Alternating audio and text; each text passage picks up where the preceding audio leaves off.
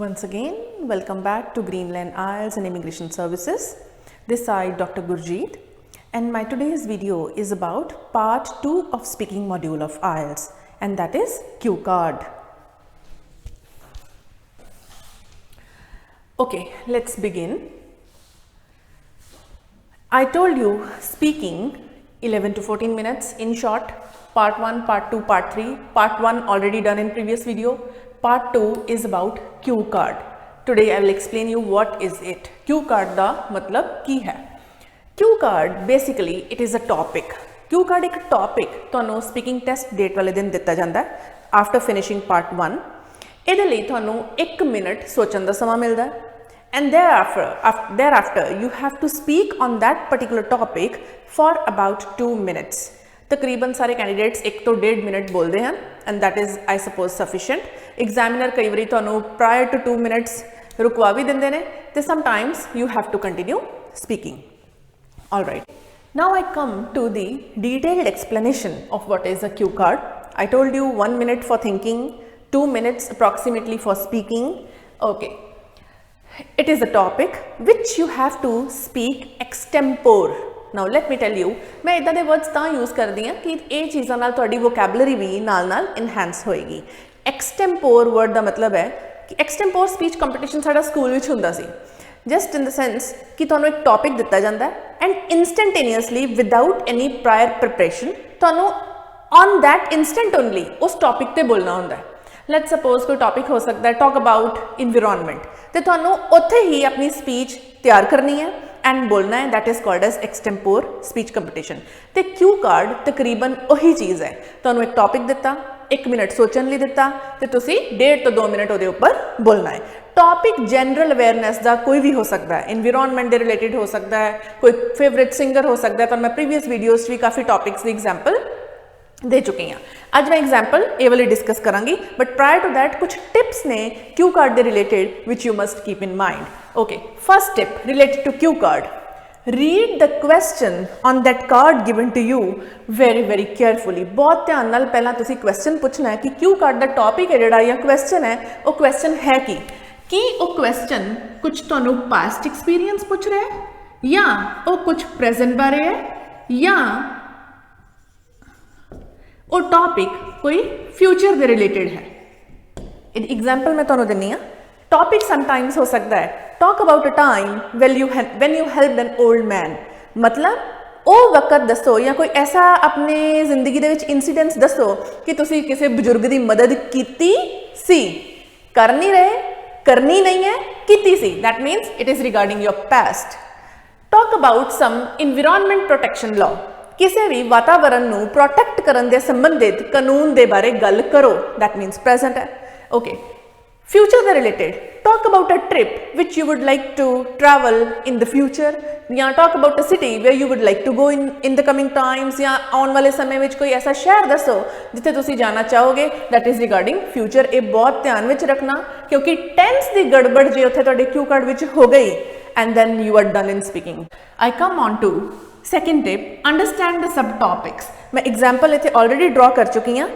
These are the subtopics या जिन्होंने सब points आप कह देने हैं या जड़े आप set of questions कह सकते हैं जड़े cue card नाल related है and each and every question of it should be focused. तो अनु हर question topic cue card ते दिता होएगा. उधे below तो अनु questions दिते होंगे ये वाले. ते ये ध्यान रखना कि हर क्वेश्चन का तुसी आंसर जरूर करो. वो जड़ा 1 मिनट तुहानू दिता जांदा उहदे विच इस हिसाब नाल आंसर अपना फ्रेज करो कि हर क्वेश्चन का आंसर जरूर उत्थे कवर होए. It will help to fetch a better band score. Okay. Third one, as I have already explain, each and every question ते जरूर तुसी फोकस करना है. और जेडे सैकेंड पॉइंट सी कि ये वाले सब टॉपिक्स नू अंडरस्टैंड जरूर करना. तो नैचुरली अंडरस्टूड है, जो अंडरस्टैंड करांगे तां ही आपां फोकस कर सकांगे. फाइन.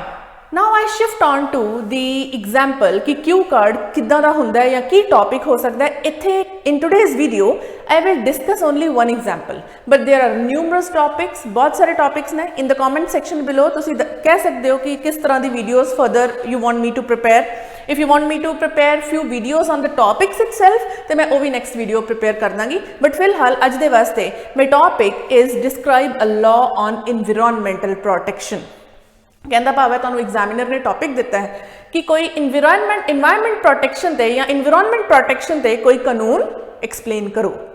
ओके सो ਉਹਦੇ सब टॉपिक्स आ गए या क्वेश्चंस आ गए।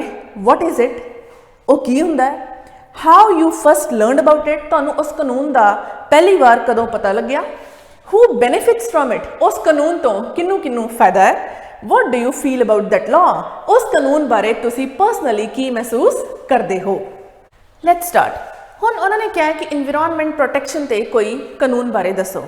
First and foremost thing which must come to your mind, सब तो पहला तुसी उत्थे ये सोचना है एग्जामिनर के सामने कि कानून कौन तैयार करता है, कानून कौन बनाता है, इट इज़ द गवर्नमेंट कानून बनाती है।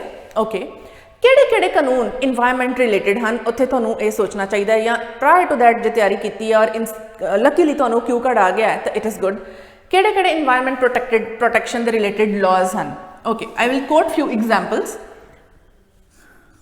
Ban on female, sorry this is not related to environment, मैं तुहानूं environment related particular दस दी हां। ban on smoking at public places, you can talk about other laws as well, public places environment related तो नहीं है law, but there's one law, ban on female feticide। मैनूं mostly ये कानून याद ही रहता है क्योंकि I am very much against this. Okay ban on female foeticide, ban on smoking eight public places, deforestation environment related, smoking eight public places how it is environment related, क्योंकि जो smoke करना है धुआं है वो वातावरण को प्रदूषित करता है। Okay let these examples be sufficient. हुण ये कानून तुहानूं याद हैं या इन्ने क कानून आपां नूं पता है, इत्थे तुसीं कह सकते हो कि कानून सरकार बनाती है। बहुत सारे कानून सरकार ने अज तक बनाए हैं, जिवें कि ban on female foeticide, helmet wear करन ते बैन नहीं है, मतलब जे ना पाया होए तो तुहानूं पेनल्टी लगती है। We have to fasten the seat belt while we drive car और while we sit in a car, कि सानूं अपनी सीट बेल्ट जरूर लगानी चाहिए है। And there are number of other laws made by the government. Environment related आप दो लॉज मैंशन करते हैं, स्मोकिंग वाला करता, एक डिफॉरेस्टेशन करता। डिफॉरेस्टेशन इज पौधों का दरख्तों का कटना। Okay so what is it, ये तुसीं इन्वायरमेंट रिलेटेड जो लॉ की हुण उत्थे गल करनी है, डिफॉरेस्टेशन की कर सकते हो, स्मोकिंग एट पब्लिक प्लेसिस कर सकते हो। तो एक लॉ जो हो रहा है जो रिसेंटली पास होया सी या मैनू उत्थे इंस्टेंटेनियसली दिमाग च आएगा, मैं गल करांगी ban on plastic bags. Correct. जे तुहानूं इहदा साल याद है कि किस साल किस ईयर ये लॉ इंप्लीमेंट होया सी, लागू करन नूं इंप्लीमेंट कहंदे हैं, किस साल ये कानून इंप्लीमेंट होया सी, वो ईयर मैंशन कर सकते हो।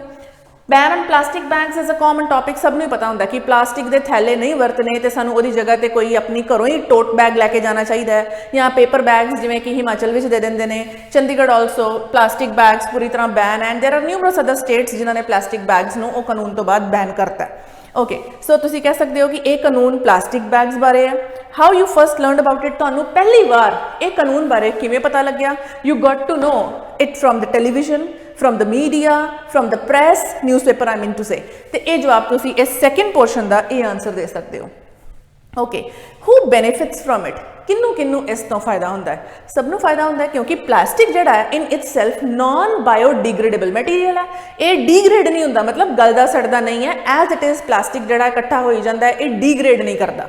सो इस तो किन्नू किन्नू फायदा है, बहुत मतलब सारी पॉपूलेशन में इस चीज़ तो फायदा है। Okay then what do you feel about this law, इस कानून बारे तुसीं की महसूस करते हो। You can say it is a good law, ये कानून बहुत चंगा है, मेरी ये सोच है इस कानून बारे। और जिन्ने भी कानून जिहड़े सरकार बनाती है those are for the in favor of public या those are for the benefit of the public, you can end your cue card like that। तो ये सारे जो टॉप क्वेश्चंस ने ये you must cover in your speech over there, जो भी तुसी एग्जामिनर के सामने बोलना है, these topics must be covered। जे नहीं कवर करोगे तो band deduction natural है, एग्जामिनर करेगा।